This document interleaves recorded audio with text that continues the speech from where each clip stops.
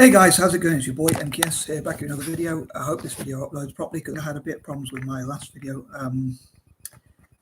I was saying I was trying to say at the end it was about 9 minutes long, so I was saying 9 would be the right time because it reminds me of paperwork, which is what or papers, which is what I was talking about in my video. So anyway, it seemed to chop out about 20 seconds for some reason. So I'm not sure if that's my internet connection or YouTube that did that. But anyway. So as I say, I hope this video uploads properly, and I invite any of your questions or comments or anything like that. This is probably a couple of days later than planned, really, or later than it should be. Perhaps if I could have got around to making the video before, because Anglo-Indian Day, International Anglo-Indian Day, was on the 2nd, and it's now the 4th. Actually, technically the 5th. Gosh, it's already been past midnight. But anyway, I'll try not to waffle, as I say. Or get too frightened when I hear the door closed, because we have these strange automatic doors where I live now in my house. Anyway, sorry for waffling, but yeah. So I'd love to talk about ways in which I hope Anglo-Indians will make the world a better place, as I put in the description, not just for ourselves but for other people or the rest of the world as well. How we can promote peace and things like that. So with that being said, here are a list of some ideas. Please check out part 1 if you haven't done so, and look out for part 2 when it comes. Part 3, sorry, when it comes out, which hopefully will be after my shower. So hopefully I can get more motivated to work on my ideas and not procrastinate too much, if at all, or procrastinate as little as possible. Anyway, here goes. So number 11, I would.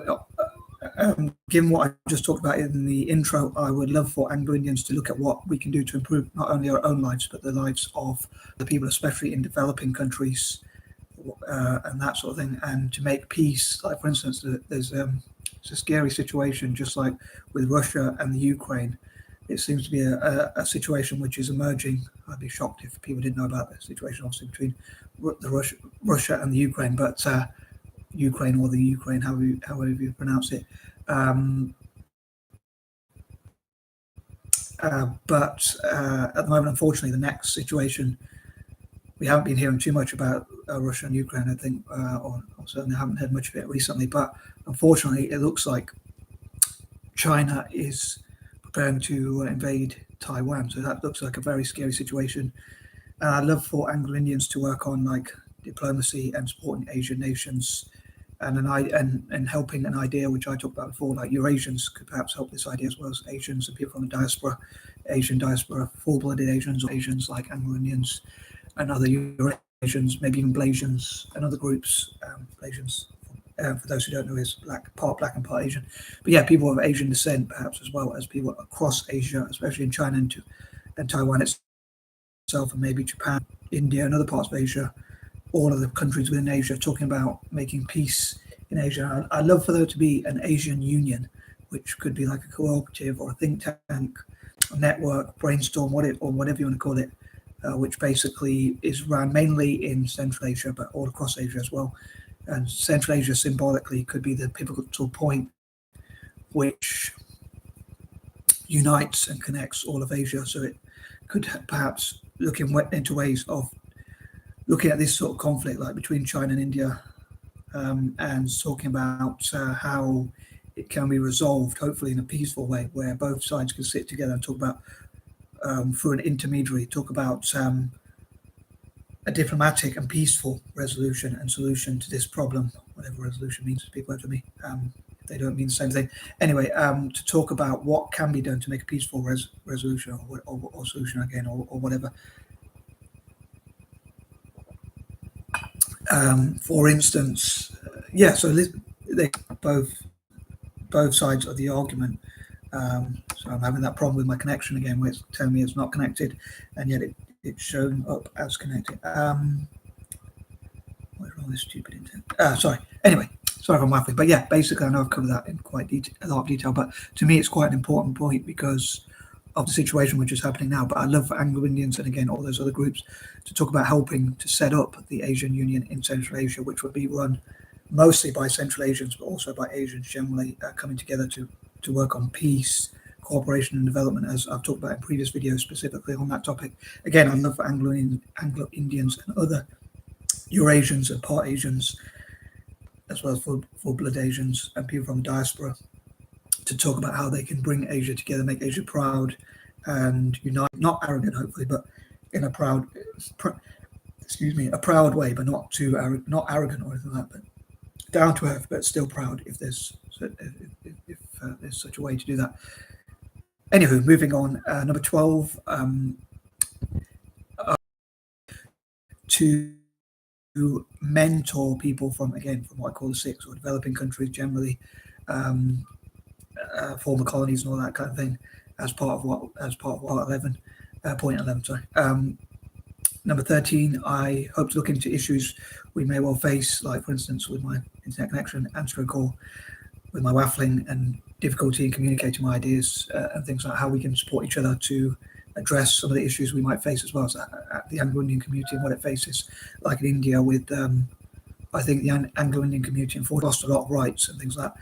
So number 14, this brings me on to, I hope for Anglo-Indians to lobby together and write letters basically as part of that to Prime Minister Modi, how you pronounce his name, and respectfully ask for, obviously it would be sensible to ask him respectably to give rights to the Anglo-Indian community like we had in the past, like seats in Parliament and other such rights, to give support from a community and help some of the poorer people in our community and things like that.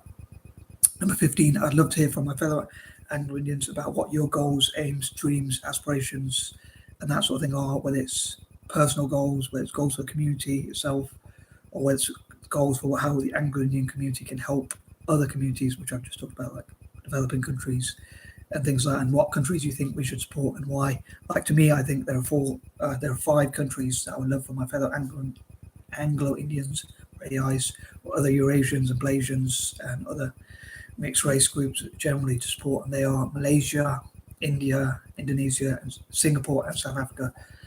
As I've talked before, reasons about why that is, because like they were colonized, and 2, in the case of the first 4, they gave rights to Eurasians.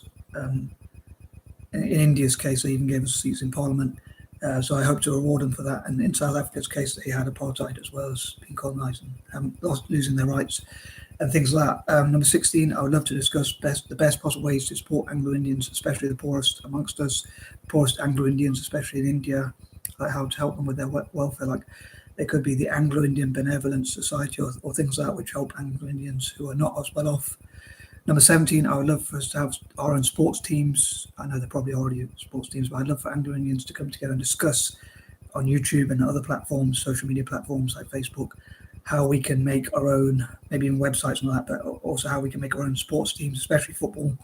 And I'd love for us to practice and play football with Italians and Celts or Celtic FC to help them to practice, and also for Italian teams and Celtic to have supporters clubs and academies for Anglo-Indians, which hopefully will be towards a mutual benefit. I hope it will definitely benefit Italian football and Celtic FC, and we will practice with them and show them what we can hopefully contribute to their teams, but also like hockey teams, cricket teams and things like that for India itself as well. But yeah, I'd love to hear from my fellow Anglo-Indians about what sort of sports teams they like and would want to benefit, how you might think, if you're an Anglo-Indian, how you might think we could benefit certain sports teams or things like that. 18, again, I'd love to know how we can make the world a better place. Number 19, I would love to know if any Anglo-Indians, A.I.s again, out there, or Eurasians generally, are interested in supporting Africans or Indigenous Africans and Australians in software development, just like I am.